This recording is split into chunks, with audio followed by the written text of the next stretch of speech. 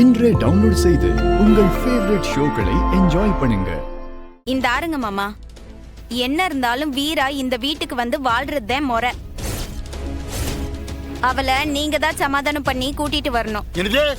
நான் போய் அவங்கள சமாதானப்படுத்தி கூட்டு வரணும். அங்க எம்புட்டு தைரியம் தான் ஏட்டி அப்படி பேசுவீங்க? வேற ஆறு இந்த வீட்ல பெரிய மனுஷன் நீங்க தானே, உங்ககிட்ட தானே சொல்ல முடியும்.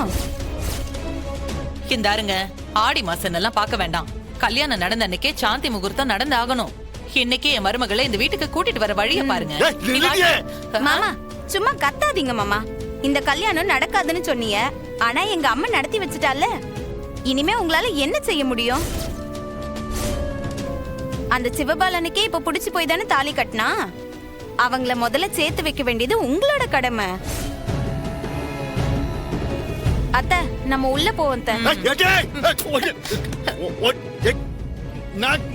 நான் தான் அடிச்சுக்கிறேன்.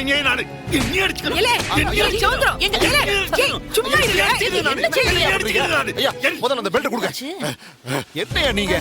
மதனி, என்னாச்சு உன் தம்பிக்கு? உன்னை கல்யாணம் பண்ணி இத்தனை வருஷம் உன் கூட வாழ்ந்தான் இல்ல, அதனால தான் அவனையும் அவன் பெல்ட்டால அடிச்சுக்கிறான். அவன் தலையெழுத்து என்ன பண்றது? பாக்கியா, இது கல்யாணமே கிடையாது. ஏன் சம்மந்தம் இல்லாம அது எது நடந்தாலும் அது செல்லாத. இது ஒன்று சொல்லுதே நல்லா கேட்டுக்க.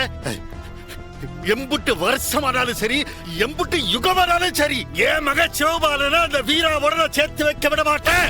ஐயோ, ஒரு பெரிய மனுஷன் பேசுற பேச்சா இது? ஆமாட்டே, அப்படித்தான் பேசுவேன். என்ன மீறி அந்த வீரா இந்த வீட்டுல காலடி எடுத்து வச்சா சத்தியமா இதே இடத்துல நான் நாண்டுகிட்டு சாவேன். இது ஓ மேல சத்தியம், சத்தியம், சத்தியம்.